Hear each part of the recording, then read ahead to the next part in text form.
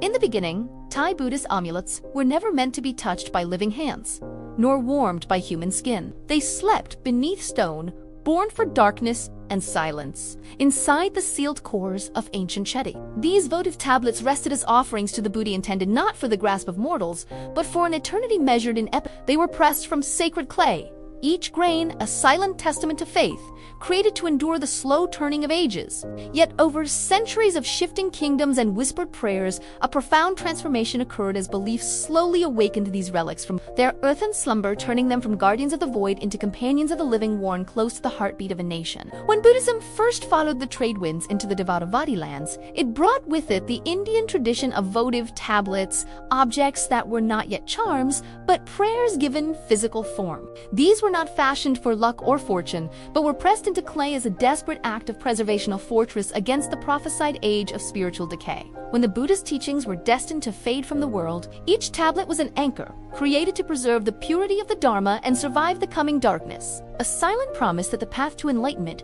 would not be lost to the sands of time. As the Srivijaya Empire rose, casting its shadow across the southern peninsula, Mahayana faith arrived and reshaped the intention behind these sacred objects. The tablets ceased to be merely guardians of doctrine and became vessels of compassion, buried in the earth to dedicate merit to the souls of the dead. Each burial was an act of profound hope, a spiritual seed planted in the soil of the present, with the belief that its accumulated grace would blossom in a future life, guiding a departed spirit toward the distant shore of Buddha. The earth itself became a library of vows, each tablet a prayer for another's salvation. Centuries later, as the kingdom of Ayutthaya was forged in conflict, the purpose of these tablets hardened with the resolve of soldiers marching into war. They were carried into the chaos of battle, not for luck alone, but as sacred shields that offered a protection beyond the realm of forged steel. These Buddha images, blessed by the focused minds and unbroken chants of revered monks, began to replace the older traditions of animist charms, protective herbs,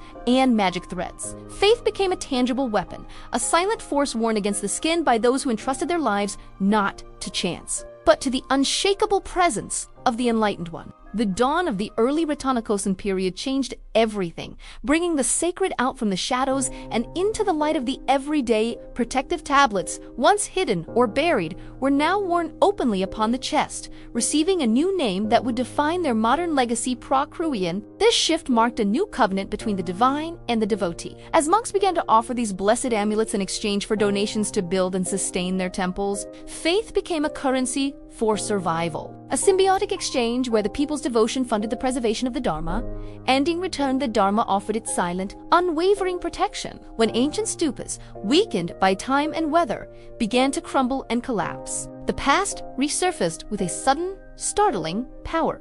From the dust and rubble of forgotten centuries, ancient amulets emerged untouched by sunlight, unharmed by the passage of time, their spiritual energy believed to have intensified in their long, silent solitude. These relics, born from a fate centuries old, were unearthed into a new world, feared and revered for a power that had been sealed away, waiting for the moment of its rediscovery. They carried the weight of bygone eras, their silence more profound than any spoken word. Simple, faceless, and supreme, one image rose above all others, its form an exercise in divine minimalism. Phra Somdej, seated upon a symbolic three-tiered throne, became the emperor of all amulets, its serene presence ruling over the vast pantheon of sacred objects. Created by the legendary Somdej toe of Phra Khrueang, it was born from a blend of sacred powders, pollen, and prayers, each piece a vessel for his immense spiritual attainment. It promised not wealth or victory, but something far greater: the profound gifts of peace, unwavering protection, and a deep internal balance for all who held it with sincere belief. From the dust of collapsed stupas and the chaos of forgotten wars, 5 amulets emerged,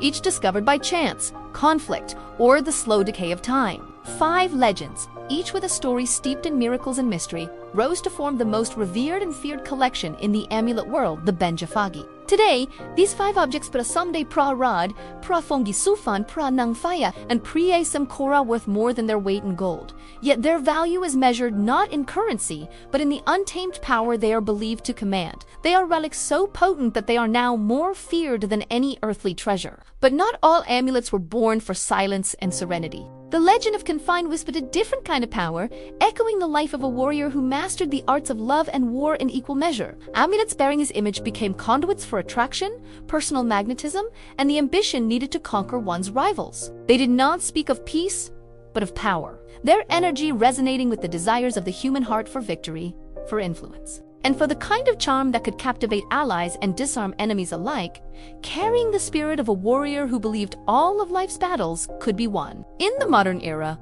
one amulet rose with the suddenness of a tidal wave Jatukam, Ramat. Its popularity exploded across Thailand as stories of miracles and overnight fortunes turned it from a provincial deity into a national phenomenon. Princes and politicians, celebrities and commoners alike sought its blessing, driving its price to astronomical heights in a frenzy that turned faith into a speculative market. Then, just as quickly as it appeared, the fever broke, the market crashed, and the phenomenon vanished, leaving behind a stark lesson in belief, desire, and the ephemeral nature of worldly fortune. Some amulets communicated in a language that transcended human hearing. The Phra Khrueang, or ringing Buddha, spoke without words, its hollow form containing a single sacred bead that produced a subtle, almost imperceptible rattle when shaken. This was not a sound for human ears, but a vibration meant for the spirits, an echo of the medicine Buddha's compassionate name resonating through the unseen world. It was believed to heal not only the body but the spirit,